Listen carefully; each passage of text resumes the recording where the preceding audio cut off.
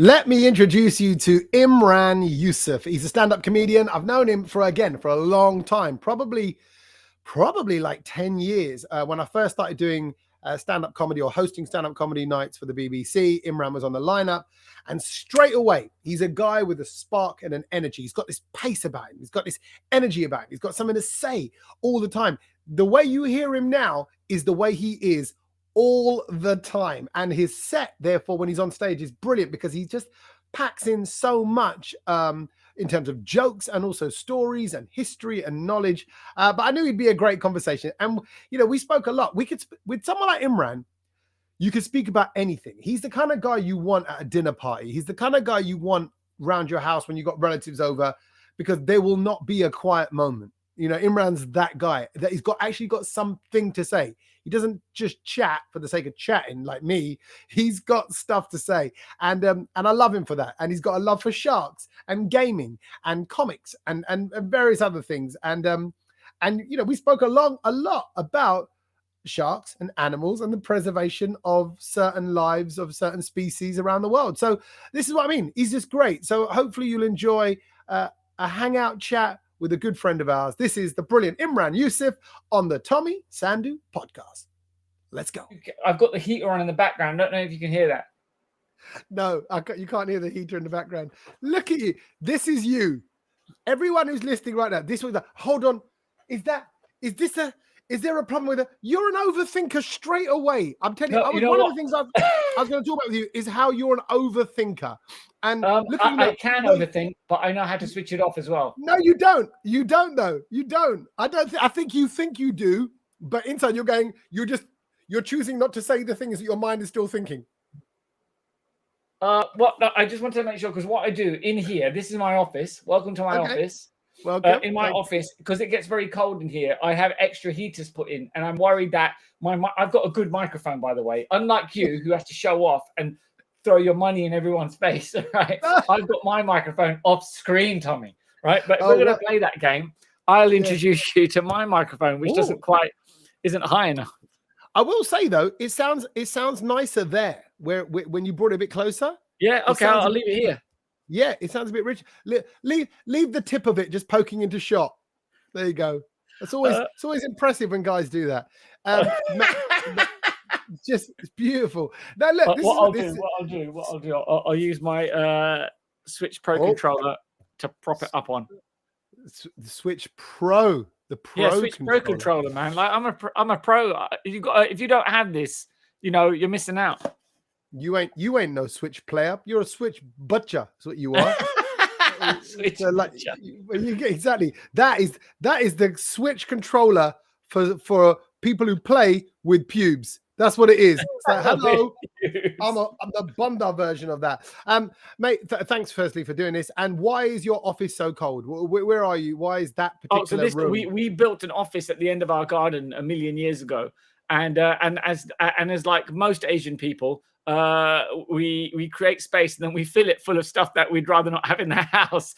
And it stayed like this for a while. And then when lockdown happened, I was like, right, I'm coming in here. I'm taking office, got my bookshelf out. You know, I've got a height adjustable desk. This desk goes up and down, depending on how I feel. Got myself a nice, comfy Secret Labs Titan chair. Got my nice, wicked, you know, wide screen. Got my setup. So from here, I can, you know, manage my life, my professional life. Right, but see that again. I'm just going to say, right. Firstly, let's draw upon the fact that you've got the classic Desi shed at the back of the garden. All good, but your shed game is impressive. Like that's not your parents do. That's not a family thing. That's not like beta, we make a shed at the back. That's a new man's game. What you've done there with shelves and, you know, even the paint colors and stuff. The shelves have been here for ages. Like I cleared out all the crap that was on there and put my books in. So basically this looks good, but if you saw the rest of it, you'd be like, oh, it's quite chaotic.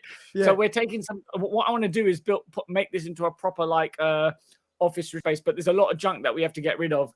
But it's just been difficult because there were times when we couldn't order a skip, and slowly but surely. But it looks good now, right? I mean, it looks impressive. Yeah, look at how much I read. Look at how much I've not grown up because I've got I've got my खिलौने उधर ऊपर बैठे, What right? are they at the top? What Toy, sorry, kilone are they? खिलौने. Do you know that word, खिलौने? I know खिलौना. the word. I'm saying Oh, what kilone? What toys are they? oh, right. Okay, so mainly there's a bunch of Marios up there. There's a Naruto, a Goku, a Ryu, R2D2, BB-8, a Ryo Hazuki from Shenmue in a forklift, and also some authentic, and don't ask me how I got them, authentic shark jaws.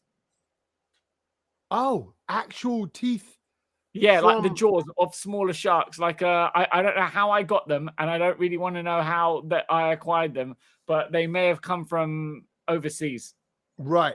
And are you? I mean, now that you admitted that, is that going to get either you or me eaten up by a shark? Or No, I think it's important to. I'm a big fan of sharks, like because when I was a kid, I saw Jaws, and it Yeah. didn't frighten me. It made me fascinated by sharks. I was like, what an incredible animal! What you know. And the first two movies were really, really, really, really good. Yeah. And I just love sharks. I watch Jaws all the time. And I remember just saying to like my family, I'd love to get a shark tooth. Like I'd love to get, you know, because they often wash up on beaches around where they are That's because right. their teeth are always falling out. And being replaced by new ones. And so one of They my don't relatives floss. from some They don't point, floss. yeah, That's they the don't problem. floss. After eating a seal, they're like, no, just let the teeth fall out. I've got some new ones with their fins. And I just said, you know, I like sharks. I'd like to get a shark tooth or something. And I've got a tiger shark tooth on a necklace, like Tiger shark. Yeah, tiger shark. Awesome. Tiger uppercut, tiger knee. Yeah, Street Fighter references for those of you who might not know what that is. Yeah, and and I actually, managed to and get Tiger some- Shark is a monster truck reference as well, because I have a 5-year-old and we go to Monster Truck, and Tiger Shark is how they introduce that one. But you're right, I said it in the tiger uppercut way, so I fused my world and my kids' world and your world, because I know Street Fighter and gaming is a whole other thing. But I want to finish off your shark love. So you watch 1 and 2, and also, sorry, because I'm going to forget, and I know you're better at remembering things like this. You just went because 1 and 2 are really, really, really, really, really good. Not enough. I'm sorry, Imran. I know you can give me more. I know you know why Jaws 1 and Jaws 2 are so good. So come back to that. So hold on a minute. You saw Jaws. You love Jaws. You want it, and you say, "Mom, Dad, मुझे shark teeth चाहिए." And they went, "Okay, beta, I know a banda." More or less, I think. And then I remember somebody came back from East Africa and went, "Here you go." And I'm like, "Oh, right, actual shark jaw, like little. There's one there and one there." I think I can't really tell what kind of shark they're from, but I was like, "Oh, I've got these now. What do I do?" And so I've just left them up there. But what's important for us to understand is that sharks, in some parts of the world, are endangered, and particularly the great white, and they're not allowed to be hunted.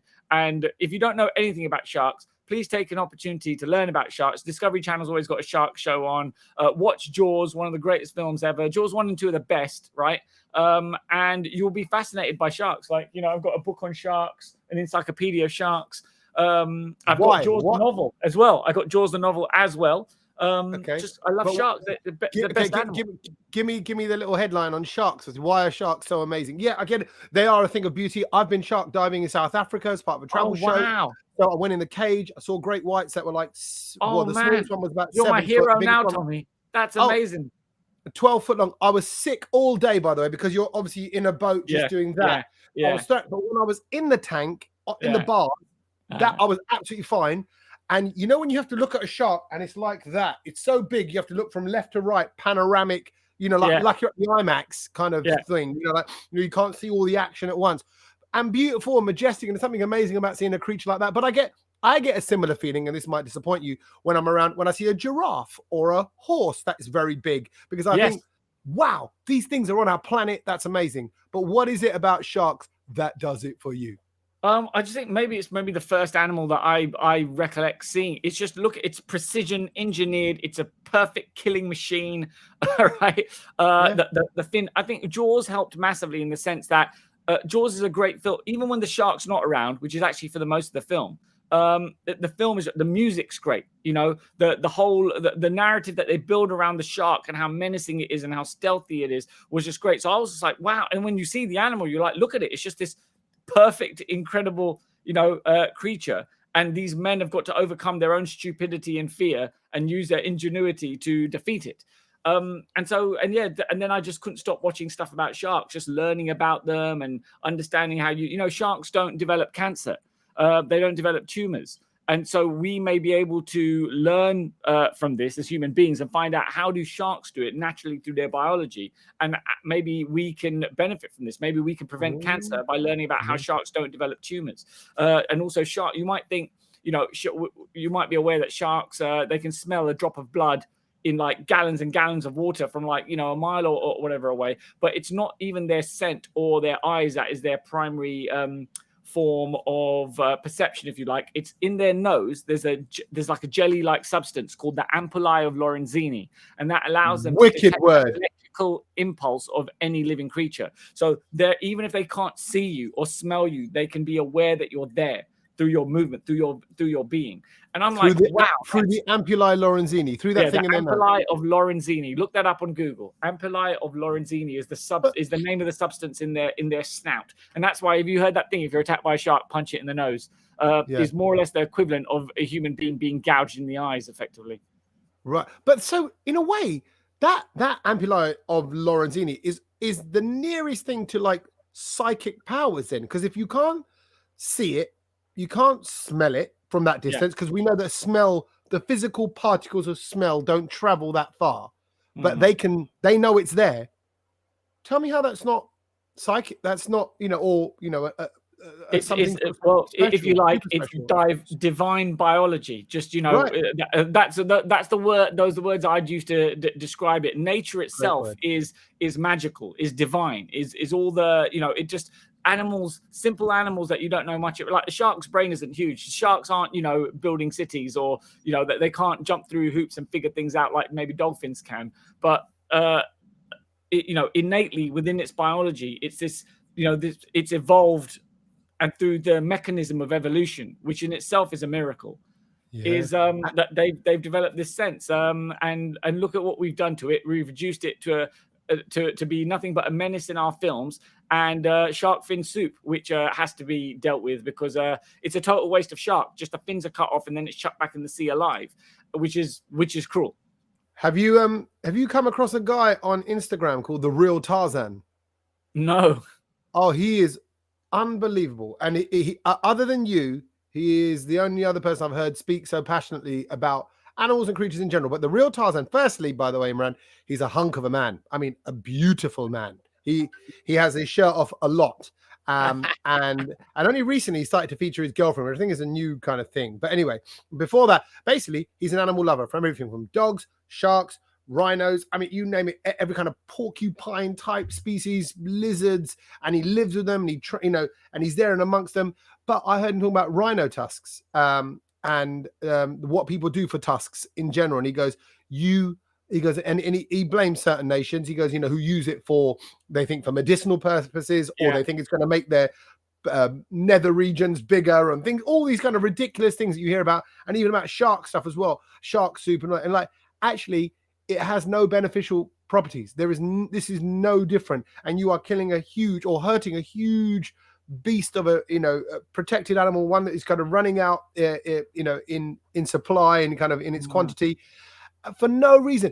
And he was, you can see, and I saw it in you there, and even though you said it, you're saying it with half a smile on your face, it's a genuine thing that this is ridiculous. Stop, he called it, and even he said eating these things for no reason, because we all might want to eat chicken or other meats or whatever, but they've kind of farmed, and they're not endangered. But you're going after these beasts for literally nonsensical reasons, for no reason. And it's amazing that even though we can quantify that a rhino horn or elephant, none of these things are aphrodisiacs or whatever, that the belief that they are still persists, because it's been inculcated through tradition for so long.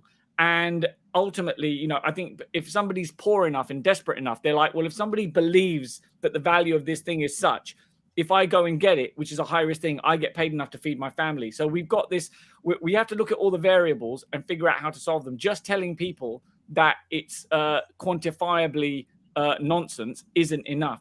We have to look at the root causes of why. So it's the belief, it's the poverty around the people who go and hunt for it, and the money that there is to be made for it. Because that, you know, to some degree, there'll always be a greedy person who'll be like, I just don't care. I don't care if it goes extinct. I don't care of the impact it will have on you know, just the complex variables involved in the ecology. So this is really weird. I didn't expect, this is not an area I'm an expert on at all, but we've gone down this road, and it's but it's a passion. It's a passion you've got, and somebody else will be kind of going, didn't know that, and I'm going, you're right.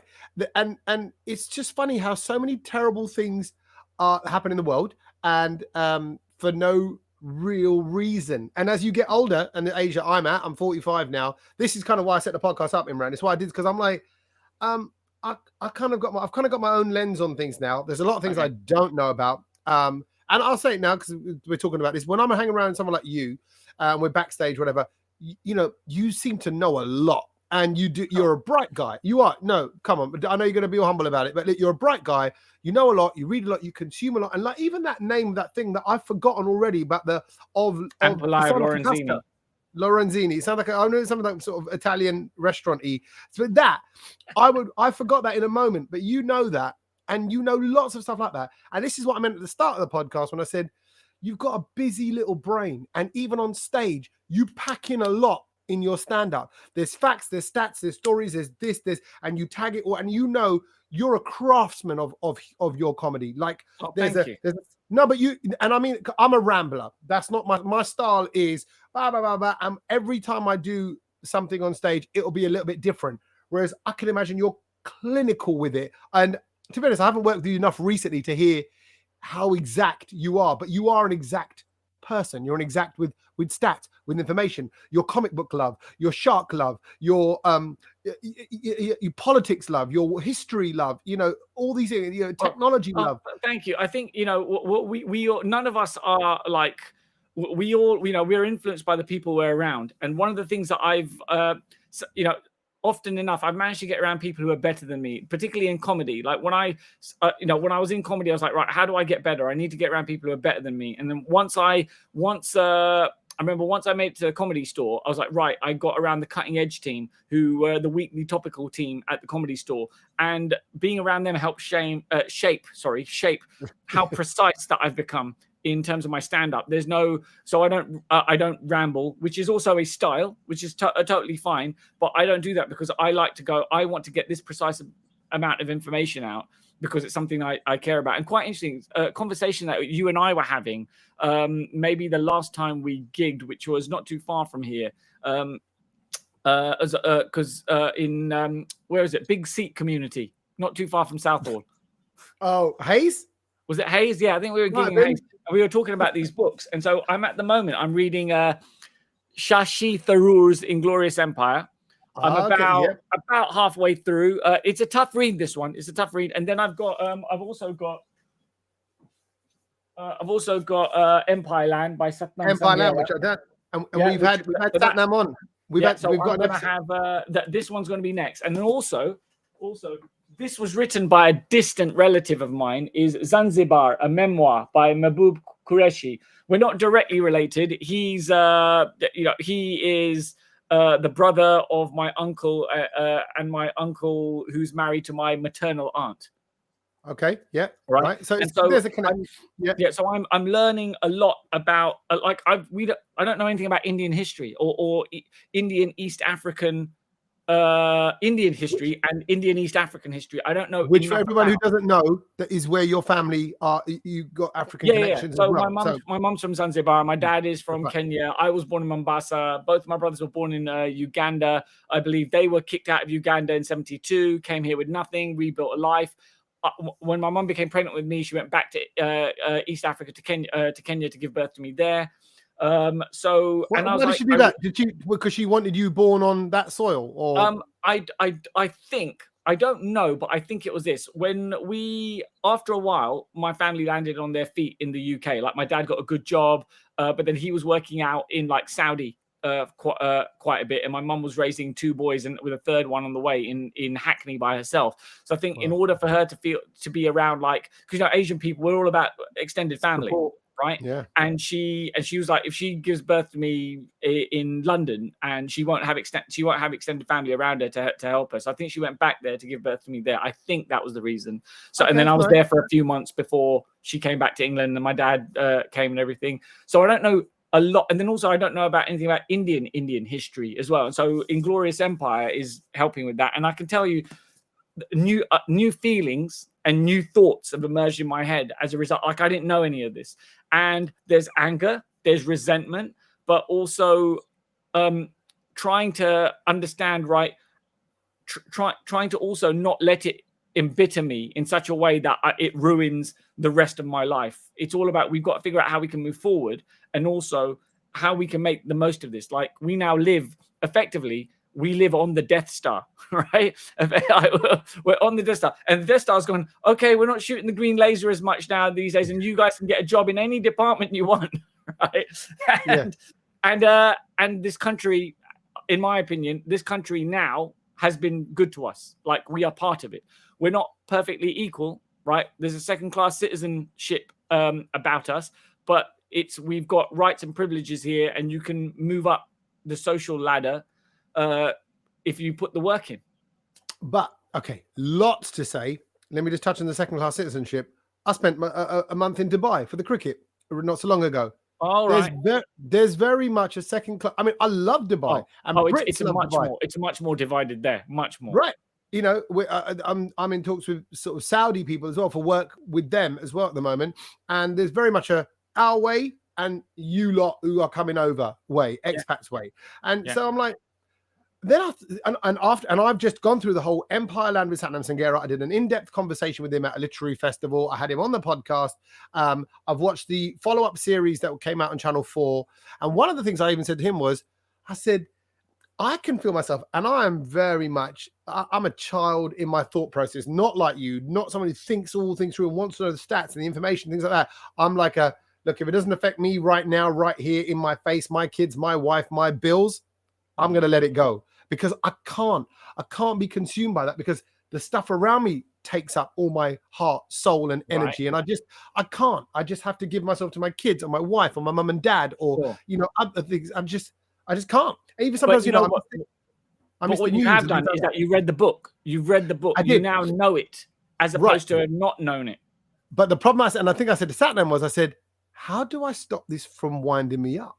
How do I, because what I then drew comparison with in my own way was my own issues with the people I used to work for and powers that be. And then I realized maybe multiculturalism doesn't work. Maybe based on the fact that I love Dubai and all that. And I'm like, actually, maybe you need to just, my dad always said, respect the law of the land. You know, growing up, he said, if in doubt, just follow the 10 commandments is the advice my dad gave me from a young kid. And nobody follows that, to be honest.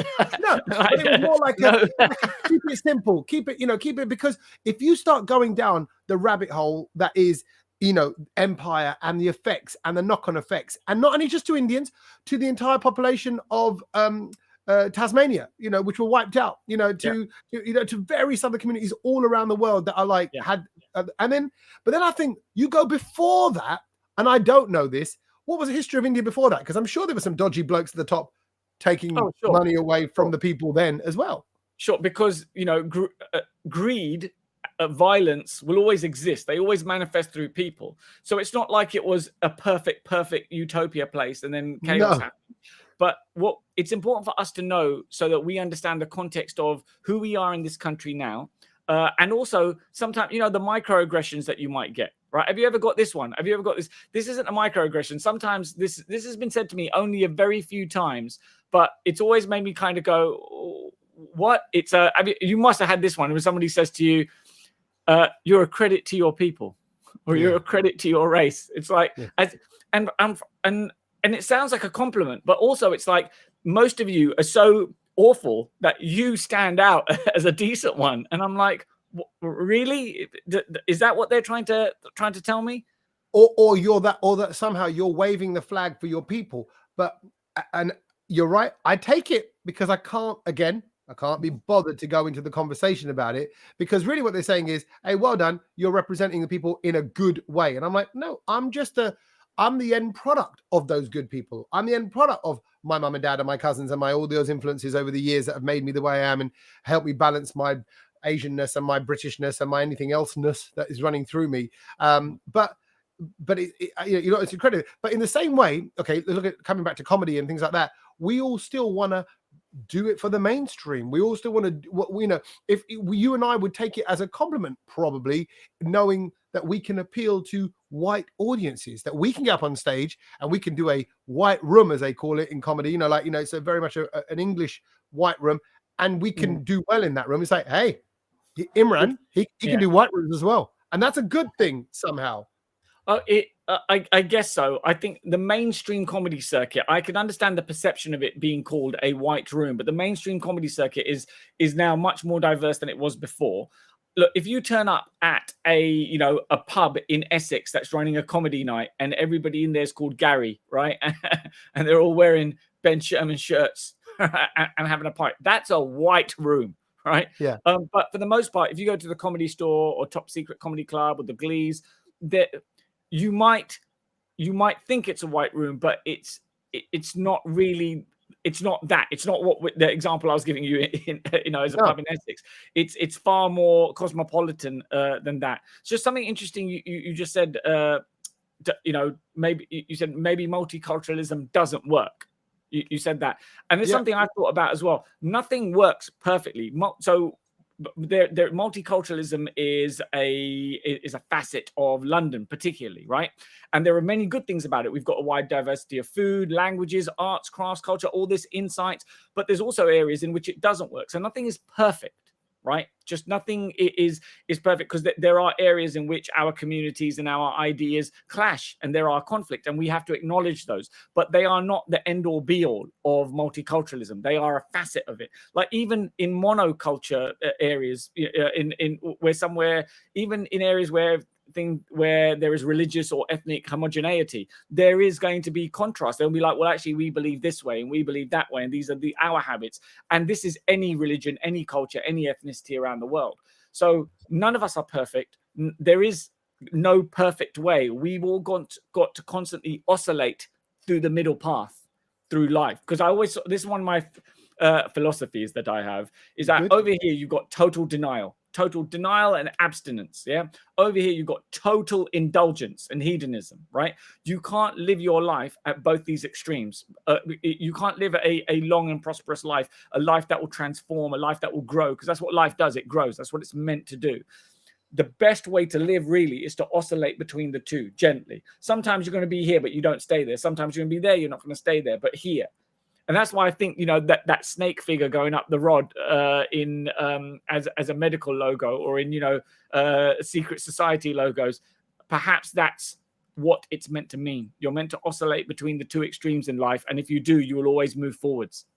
It's okay. So it's almost like I'm picturing like my bowling ball in an alley, with the little the support things on. So like, oh bang, I went a bit absolute denial. Oh, I've gone a bit the other way. Oh, okay.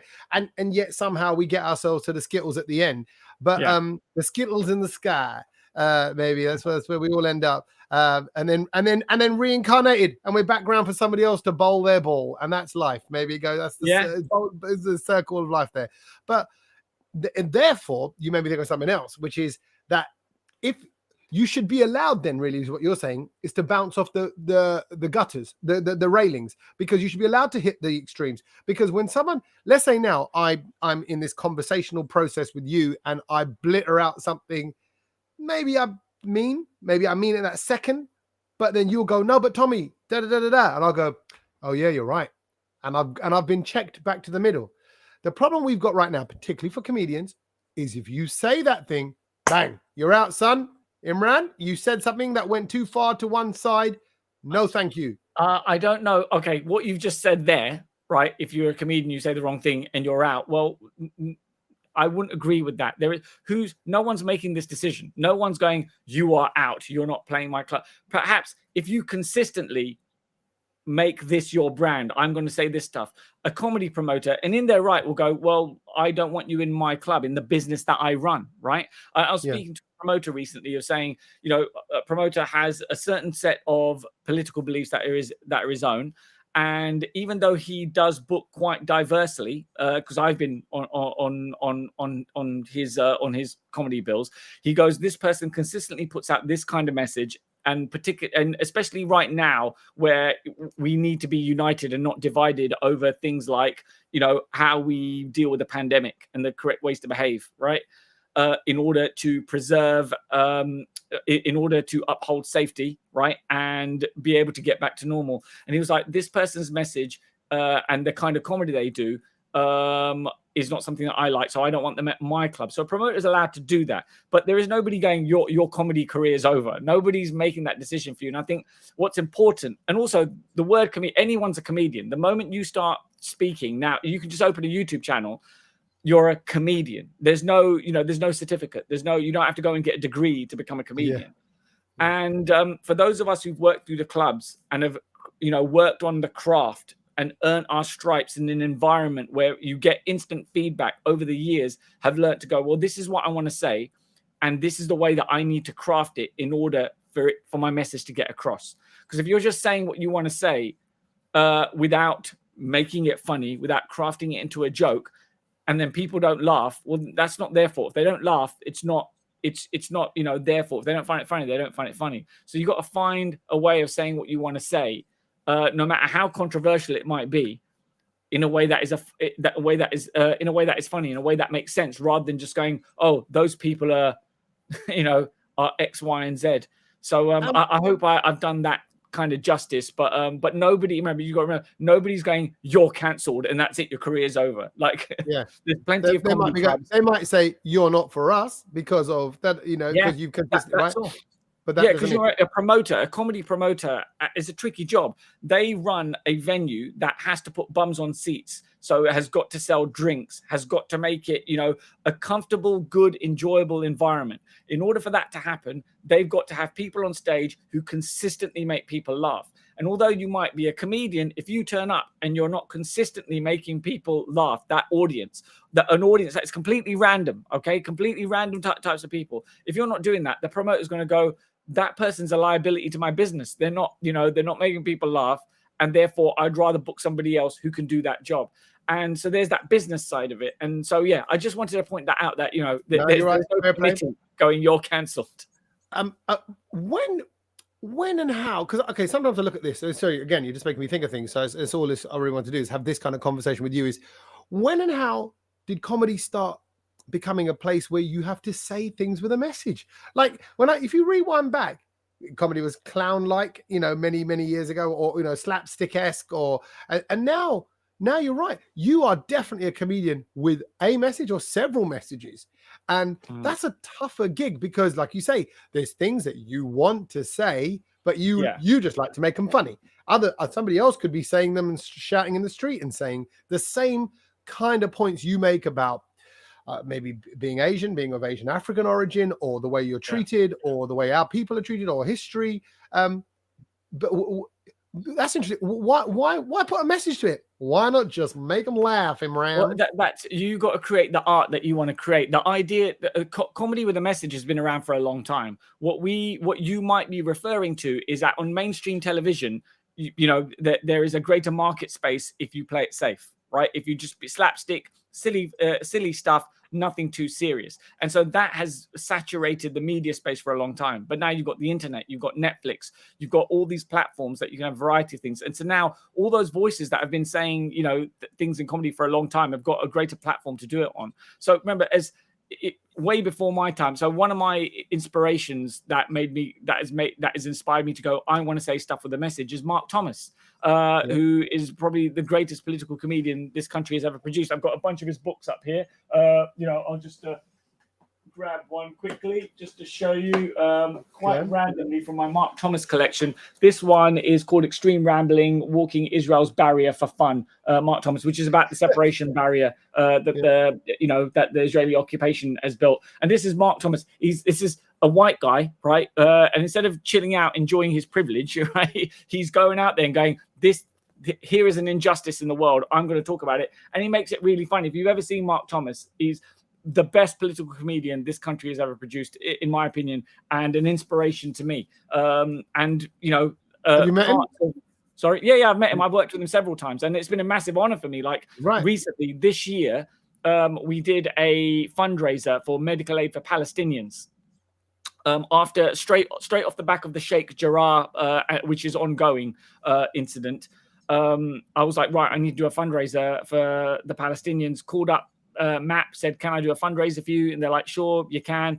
And the first person I called was Mark Thomas, going, I need a heavyweight political name to build this around. And immediately he was yes, like immediately. He's such a giving guy, and so he's more than a comedian. Like he's a legitimate. And thing is, he wasn't a political comedian when he started. If you watch his old stuff, he was talking about, you know, just all the kind of you know, just sex, you know, rock and rolly, whatever, all of that. Yeah. He did all that, and then one day he was just like, I want to talk about things that are important to me. So if you don't know who Mark Thomas is, look him up. Check out his stuff on YouTube.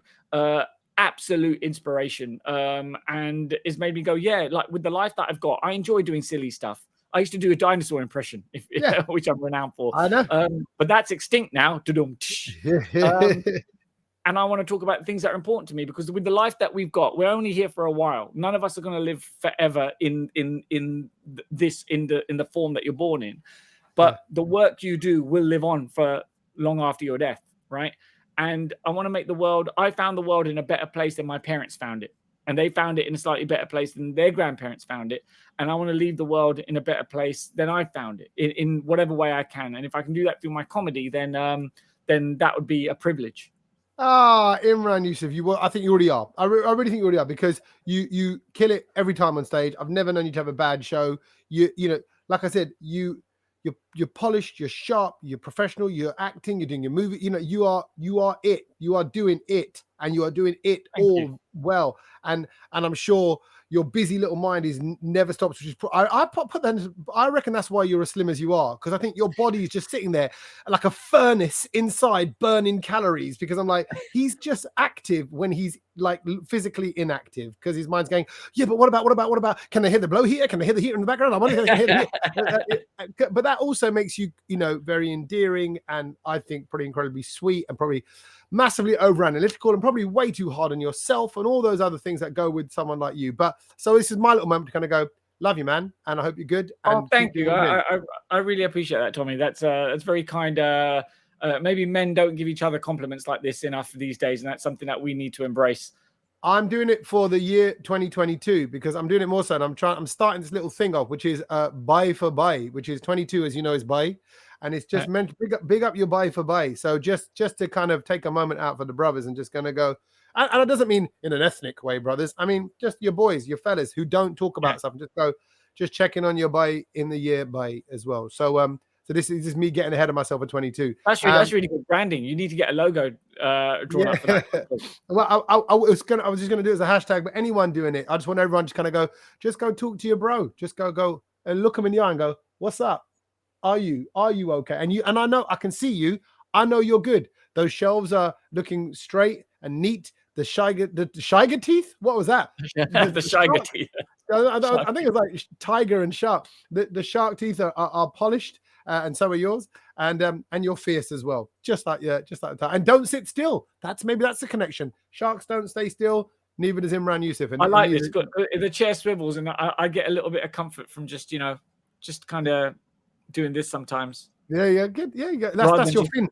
That's your fin. That's just you. Yeah, when I meditate, I'll be perfectly still, but otherwise, this is good. Sometimes this can be meditation. Just daydreaming is meditation. You know, just kind of spacing out is really good.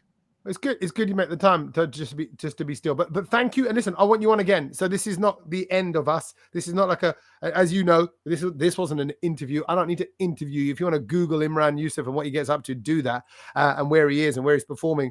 But I like this, and I always knew from our backstage conversations and our journeys together, and I do, with various comedians, as you know, we're in cars often together, going to gigs and stuff. I love that time, and that's where you get to learn stuff and you hear stuff, particularly people like you who are bright, who are well read, who have got things to say. And I just want to be around more Oh, people well, like you. thank you. Well, it's quite surprisingly, like I failed all my GCSEs. I'm not academic at all. It's only later in life that I really made an effort. Well, straight after I failed my GCSEs, I made an effort to improve my English. And rap music helped with that massively because Oh, man. rap music is about a love for language. And from there, just slowly started, reading more, and I've got myself into a good habit of like, you've got to grow your mind. And you can only do that through the input and also the output. So I've taken up a few new hobbies as well. Start to draw again, and just always be developing in your life. Always find not just the clothes that you're wearing or working out at the gym, but also your mind and the conversations you're having and the topics that you would discuss. What do you not know about, and go and learn about it. So I've just got a lot of books there. One of my goals is to what I've read the Bhagavad Gita. I've read a religious book that is not from my own religious tradition. Our mutual friend Raul Kohli has given me the Vedas, and they are massive. So it's going to take me a while to get through. Wow. As well. I was given a Tanakh, which is the Jewish holy scriptures by the rabbi of the Reform Synagogue in North London. So I've got that up there as well. And so just constantly be reading, growing, and enjoying it. Keep consuming, keep moving. I'm telling you, it's the shark. It all comes back to the shark. Just keep moving, keep moving, keep moving. And that's amazing. Listen, love you and wish you all the best. And I know I'll hopefully see you soon on a stage somewhere. Thank you, Imran. Thank you for your time, bro. Thank you very much. Bye-bye. I heard, genuinely, this is just as a fact, I heard that if you hit subscribe to this podcast now, if you have subscribed on Apple or on Spotify or on JioSaavn or wherever you are listening right now, if you are subscribing and getting that on a regular, which means you get the little notification when the new episode comes out, fact, this is a fact. Don't tell no one else's. If you hit subscribe, you can eat as many jalebis as you want and you will never put on weight. I know. I don't understand the logic. It makes no sense to me. I mean, how's a podcast relate to the DNA way in which your body breaks down jalebi sugar stuff running through your... I don't understand, but what I do know, it's a little cheat to life. So if you like jalebis, then you should hit subscribe to this podcast. Oh, and follow us on social media too. We're on Instagram, Facebook, and Twitter. Follow us, eat jalebis, be happy.